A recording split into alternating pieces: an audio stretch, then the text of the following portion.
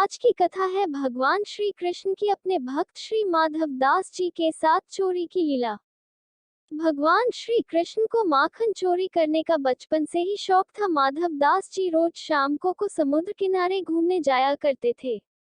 माधव दास जी का जगन्नाथ जी के साथ सखा भाव था, इसीलिए प्रभु उनके सखा बनकर प्रकट हो जाया करते थे। एक दिन भगवान श्री कृष्ण आए। माधव दास जी ने देखा भगवान बहुत उदास है। उन्होंने पूछा, क्या हुआ, इतने उदास क्यों हैं? भगवान बोलते हैं, कुछ नहीं कुछ नहीं। माधव दास जी फिर पूछते हैं, अरे बताओ बताओ क्या बात है मित्र?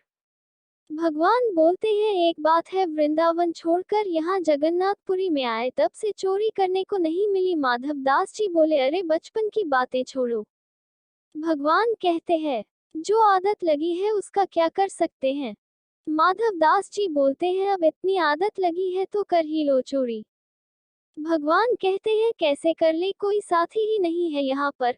वहाँ वृंदावन में तो हमारे मित्रों के साथ चोरी किया करते थे, माखन चुराया करते थे। यहाँ तो कोई सखा ही नहीं है, बस एक तुम ही हो। भगवान बोलते हैं, चलो। माधव दास जी पूछते हैं, कहाँ? भगवान कहते हैं, चोरी करने। माधव दास जी कहते हैं, हमें तो भजन करने की आदत है, ये चोरी करना नहीं आता। भगवान कहते हैं, अरे उसमें क्या है, चोरी करना तो हम सिखा देंगे, चोरी करने में तो बस थोड़ी फुर्ती रखनी चाहिए। माधव दास जी कहते हैं, चलो अब मित्र बनाया है तो तुम्हारे साथ चोरी भी कर लेंगे, लेकिन ये बताओ चलना कहाँ पर है?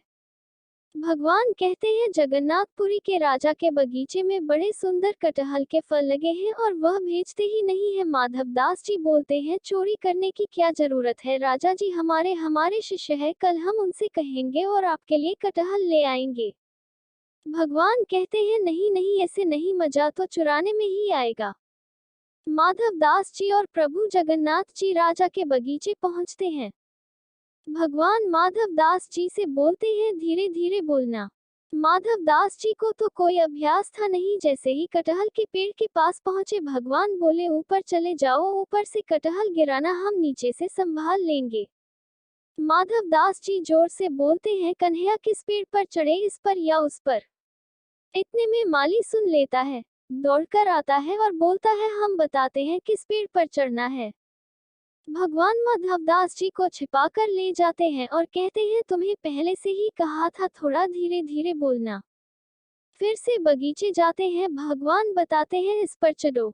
माधव दास जी पेड़ पर चढ़ जाते हैं और कटहल देखकर भगवान से बड़ी जोर से बोलते हैं, कौन सा गिराए, ये वाला या ये वाला? इतने में माली फिर से डंडा लेकर दौड़ा दौड़ा आता है, मैं अभी बताता हूँ। भगवान तो शीघ्रता से अंतर्ध्यान हो जाते हैं। माधव दास जी पेड़ से धीरे धीरे उतरते हैं। कटहल गिरा दिया था। माली माधव दास जी को पकड़कर दो डंडे लगाता है और बंदी बना लेता है।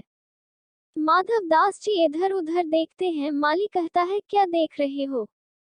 माधव दास जी कहते हैं, कुछ नहीं भैया, और मन में सोचते हैं, हमें यहाँ चोरी करने लाया था, खुद अंतर्ध्यान हो गया।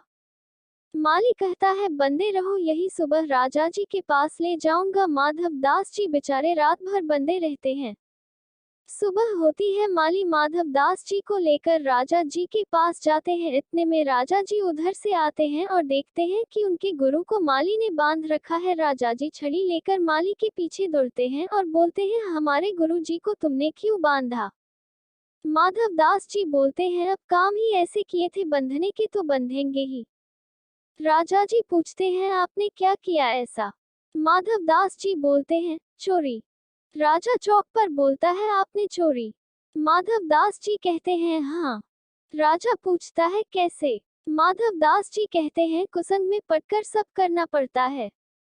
राजा जी बोलते हैं, किसका कुसंग? माधव दास जी बोलते हैं, यहाँ नहीं, घर पर बताएंगे। राजा जी माधव दास जी को घर लेकर जाते हैं। माधव दास जी राजा को पूरा वृतांत बताते हैं। सब सुनकर राजा की आंखें प्रभु भक्ति में नम हो जाती है और राजा जी उसी समय पूरा बगीचा ही श्री जगन्नाथ जी के नाम कर देते हैं। कहते हैं, आज भी वह पूरा बगीचा श्री जगन्नाथ जी के नाम पर है।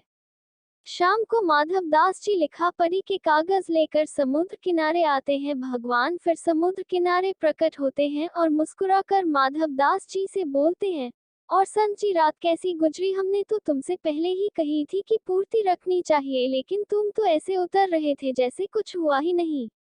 माधव दास जी बोले, हम तो ठीक है, हम तो पीटे रात भर बंदे भी रहे, आप तो अंतर्ध्यान होकर आ गए, कुछ मिला एक कटहल तक नहीं ला पाए, हम देखो पूरा बगीचा ही आपके नाम कर लाए हैं। परमात्मा ऐसे विलक्षण है, सारे नियम छोड़कर उन्हें चोरी में ही आनंद आता है। भगवान की लीलाओं में अनंत प्रेम छुपा है, जिन्हें हमें हृदय से देखना चाहिए।